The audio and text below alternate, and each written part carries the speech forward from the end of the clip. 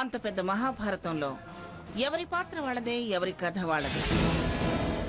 నా కథ భారతం లాంటిది. అందులో మీ పాత్రలు సైంధవుడు, శిశుపాలుడు, జరాసంధుడు, శకుని లాంటివి. మీ వల్ల మా విలువేం తగ్గదు. మళ్ళీ ఏం కొంచెం కోరికలు కడుపులో పెట్టుకుని వచ్చావు.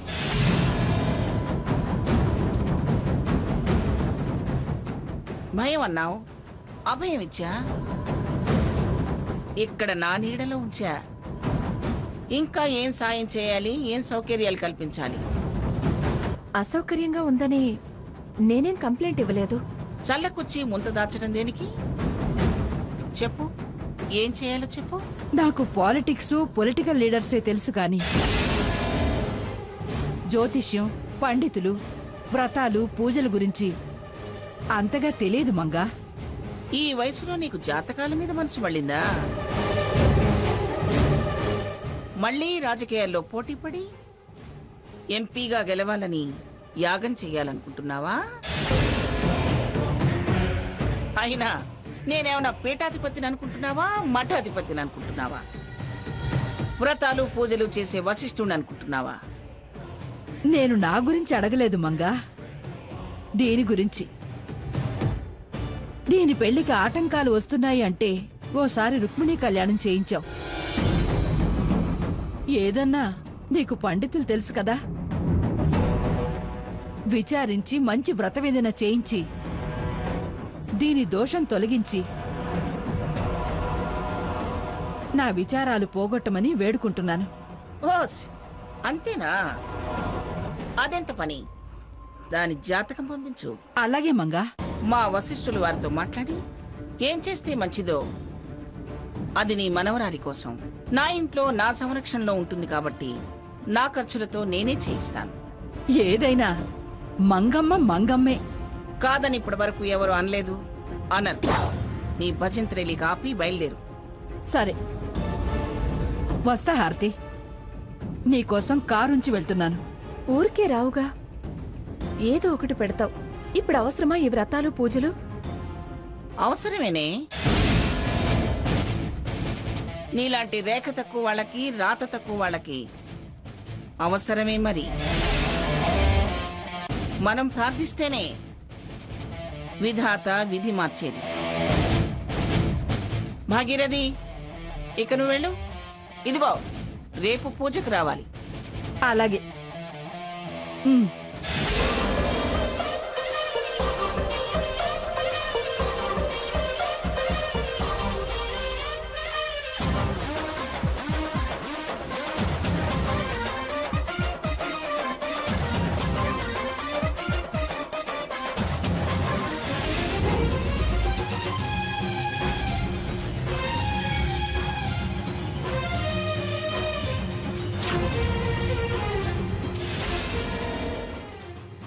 ఏదైనా క్రతువు చేసే ముందు దాని విశిష్టత, ఫలస్థితి తెలుసుకొని చెయ్యాలి. దీన్ని రంభావ్రతం అంటారు. ఈ వ్రతం పార్వతి శివుని కోసం లోపాముద్ర అగస్త్యుల వారిని కోరి చేశారు.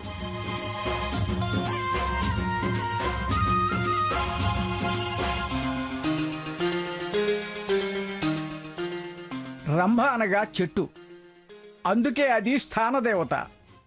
సావిత్రిని అరటి చెట్టుగా భావించి ఈ వ్రతం చేస్తే కళ్యాణ దోషాలు నివారణ అయ్యి కోరిన భర్త ప్రాప్తిస్తాడు.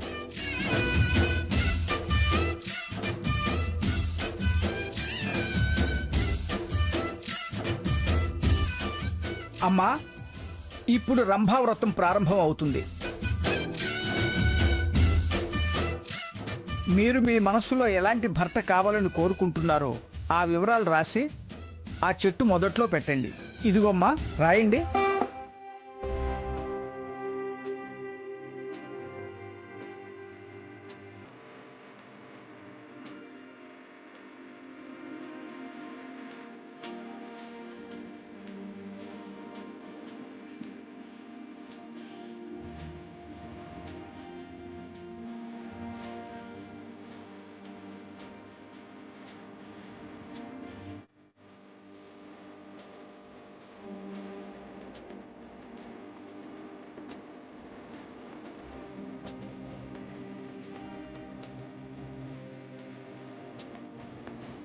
తాత పురుష్టాద్యముదాయ హర్షకరః ప్రవిద్వాన్ శతస్రహతమేవం విద్వాన్ అమృతిః భవతి నాన్యః పంధాయనాయ విద్యతే ఓం సహస్రశీర్షం దేవం విశ్వాక్షం విశ్వశంభవం దేవం నారాయణమక్షం పరం పదం స్వర్ణ, పెన్ను పేపర్ తీసుకో. ఓకే అక్క. విశ్వసదృశోపజీవతే విశ్వస్యాత్మేశ్వరగం శాశ్వతగం సోమచ్యుతం నారాయణం మహాదేవం.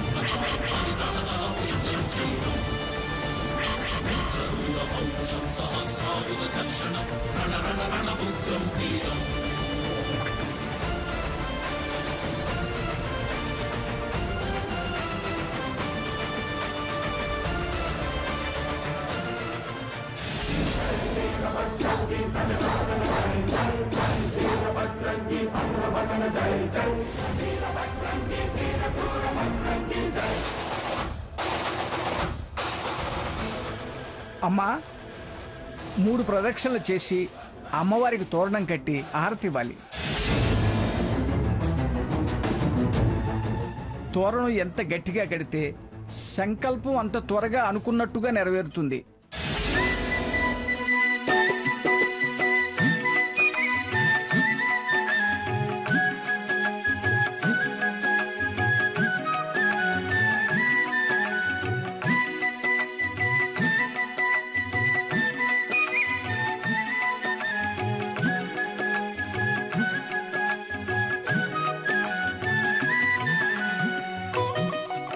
అయ్యో హారతి, గట్టిగా కట్టమని పూజారి గారు చెప్పారు కదా. ఇదిగో అలా కాదు, ఇలా ముడివే, ఇలా.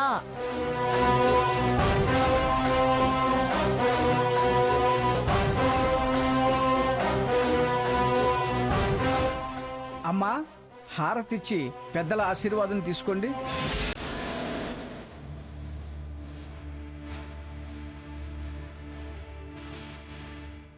అలాగే ఆ 8 దీపాలు 8 దిక్కుల్లో పెట్టండి. చీకటి పడిన తర్వాత ఆ దీపాలు వెలిగించి నమస్కారం చేసుకొని పడుకోవాలమ్మా.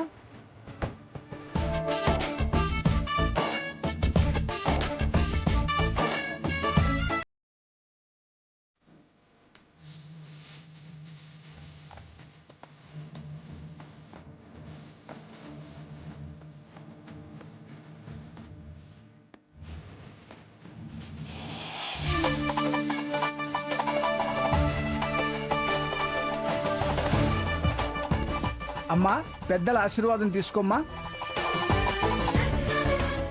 అమ్మ హారతి, ముందుగా మంగమ్మ గారి ఆశీర్వాదం తీసుకో. వెళ్ళు.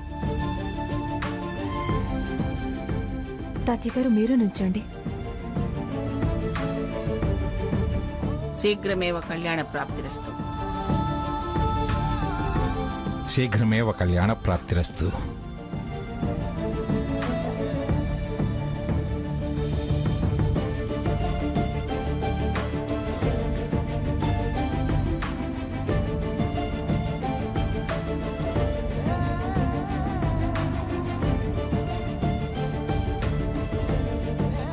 అలాగే 10 మంది ముత్తైదువులకు తాంబూలాలు ఇచ్చి నమస్కారం చేసుకో. ఇవ్వు హారతి. వరుసకు అక్కయ్యను కాస్త పెద్దదాన్ని కదా. ఏ మర్మం లేని పిల్ల సీత. దాని కాళ్ళకి నమస్కారం చేసుకో, శుభం జరుగుతుంది.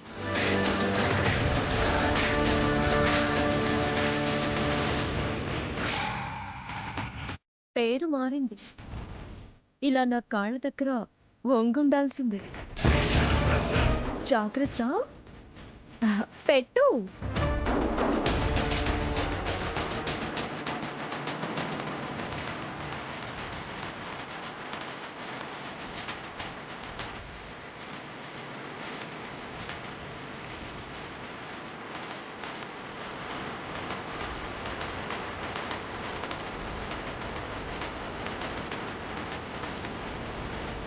మంగా, ఇక నేను బయలుదేరతాను. సరే సరే వెళ్ళరా.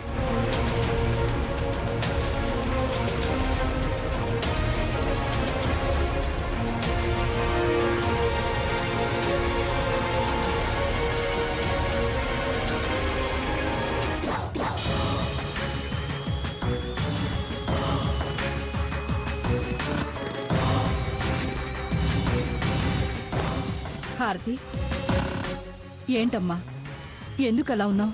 చేసింది చాలు, ఇక వెళ్ళు. ఏమైంది ఇప్పుడు? ఏమైందేంటి? ఏమైంది? పేర్లు మార్చారు, గట్టిగా ముళ్ళు వేసింది ఆ సీత. ఇదంతా మంగమ్మని నమ్మించడానికే కాని మనకి నమ్మకాలు లేవుగా. వదిలే హారతి, మన ప్రయత్నాలు మనవి. మంచిది, ఇక తమరు దయచేయండి. కోపం బయటపడితే మనం బయటపడతాం. జాగ్రత్త. సరే సరే, ఇక నువ్వు వెళ్ళు.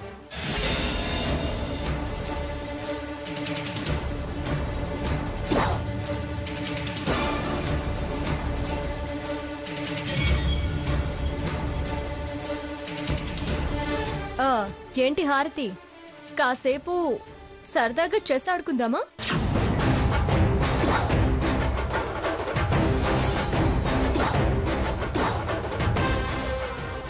ఎత్తులు పై ఎత్తులు చాలా బాగుంటుంది. ఎవరు ఎవరిని చెక్మేట్ చేస్తారో చూద్దామా? ఏంటి జోకులేస్తున్నావా? కాదు, నీ అతి తెలివితేటలకి బ్రేకులు వేద్దామని. కాగితాల్లో పేర్లు రాసుకున్నంత మాత్రాన తలరాతలు మారవు, జీవితాలు తారుమారు కావు. నువ్వొచ్చిన కారణం, నువ్వు వాడే నాటకమేంటో నాకు పూర్తిగా అర్థమైంది. నిన్ను ప్రతి క్షణం 1000 కళ్ళతో గమనిస్తూనే ఉంటాను. సాకేత్ని కోరుకుంటే నీకు బ్రతికే లేకుండా చేస్తాను. ఈ ఆట నాకు మా నాన్న నేర్పించారు. నేను చెస్ ఛాంపియన్ని కూడా. నువ్వొకటి ఆలోచిస్తే నేను 64 ఆలోచిస్తా. నీకు మూవ్ లేకుండా కట్టడి చేస్తా. ఒంటి పిల్లలతో రాజుని దిగ్బంధం చేయడం తెలిసిన దాన్ని. నాతో పెట్టుకోకు. నా చెల్లెల్ని కంటికి రెప్పలా, నా ప్రాణంలా చూసుకుంటాను. దానికి అన్యాయం తలపెడితే నామరూపాలు లేకుండా చేస్తాను. నీకు నాటకాలు వేయడం మాత్రమే తెలుసు, నాకు నాటకాలు రాయడమూ తెలుసు. ఏ పాత్రకైనా ముగింపు నా చేతుల్లోనే ఉంటుంది. Be careful. ఇదిగో, నీకు అట్ట మీద ఆడటం, కాగితం మీద రాయడం తెలుసు. నేను చదరంగం, జీవితాలతో ఆడుకుంటాను. నా సంగతి నీకు తెలీదు. హే సీత, మంత్రికున్నంత స్వేచ్ఛ నాకుంది. ఆ సంగతి నీకు తెలీదు.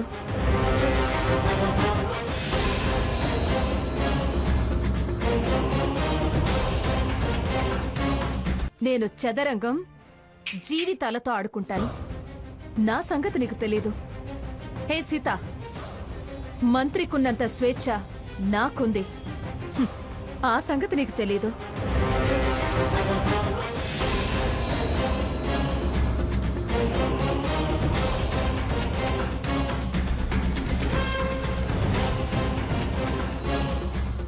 అంతే, అంతవరకే నీ ప్రతాపం.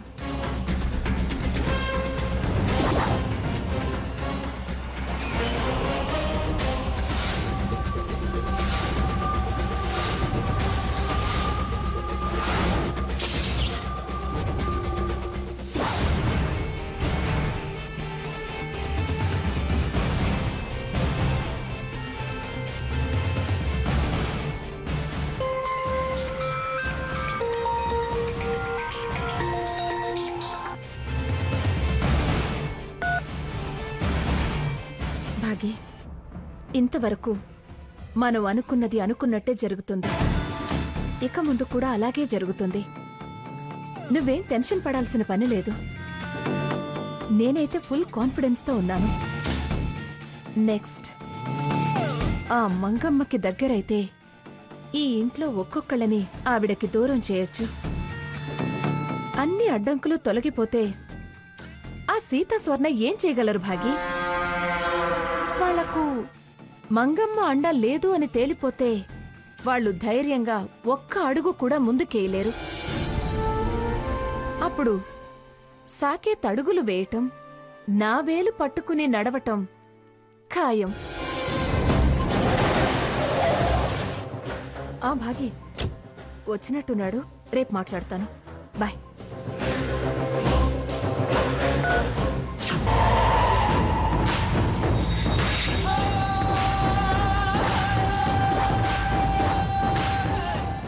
చెప్తాను పని.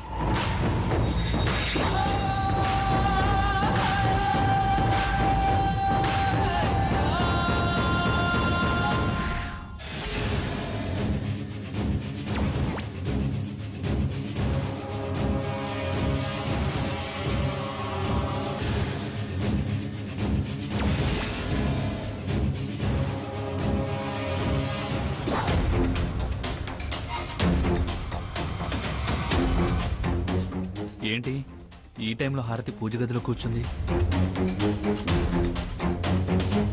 ఏంటి దేవుడి ముందు కూర్చుని ఏడుస్తోంది?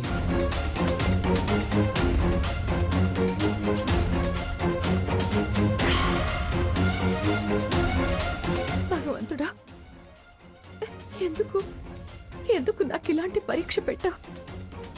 ఎందుకు నన్ను ఈ స్థితిలో పెట్టావు? ఎవరిని ప్రాణంగా ప్రేమించాను, ఎవరిని నా భర్తగా మనసులో నిలుపుకున్నాను, ఎవరి కోసం బ్రతుకు మీద ఆశ పెంచుకుని ఇండియాకి వచ్చాను, ఎవరంటే ఇష్టం పెంచుకున్నాను, జీవితం పంచుకోవాలనుకున్నాను, తనే నా శత్రువని, తనే నా జీవితాన్ని పాడు చేయాలని చూస్తున్నాడని, తనే నా ప్రాణాలు తీయాలని చూస్తున్నాడనే పరిస్థితి కల్పించావు. నన్ను ప్రాణంగా పెంచిన భాగి తను ప్రాణాలతో ఉండనని నన్ను బెదిరించి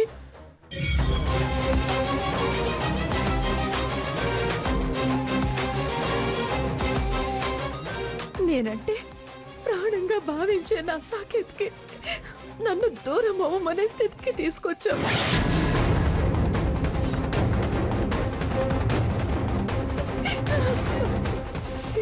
నా మది నిండా నిండుకున్న సాకేత్ పరువుని నాతోనే తీయించావు. ఆ క్షణమే చచ్చిపోవాలనిపించింది. మొట్టమొదటిసారి భాగి సాకేత్ని అవమానించి నన్ను కలవద్దు అని చెప్పి నా కోసం రావద్దు అని నన్ను బలవంతం చేసినప్పుడే నా మనసు నా ఆధీనంలో లేకుండా పోయింది. అందుకే నేను చావాలనుకున్నాను. నిద్ర మాత్రలు మింగాను. అన్ని మాటలన్నా నన్ను బతికించుకోవాలని చూసిన సాకేత్ని పోలీసులకు పట్టిస్తానని బెదిరించి నేనే వెళ్ళిపోని ఇలా చేసింది. నన్ను పాపాత్మురాల్ని చేసింది. ఎలా ఎలా నాకిష్టమైన సాకేత్ని వదులుకుని నేను వద్దనుకునే సంజయ్ని నేను ఎలా చేసుకోను? మనసు చంపుకోలేకపోతే నన్ను మర్చిపోని భాగి అంది. మనసు ఎలా చంపుకోను? ఆ మనసులో సాకేతున్నాడే, మర్చిపోమ్మంటే ఎలా మర్చిపోను? నా జ్ఞాపకాల నిండా నా సాకేతున్నాడే, వదిలేయంటే ఎలా వదిలేను? నా గుండెల్లో అతనే ఉన్నాడు. ఊపిరన్నా వదలొచ్చు కానీ సాకేత్ని వదలలేను.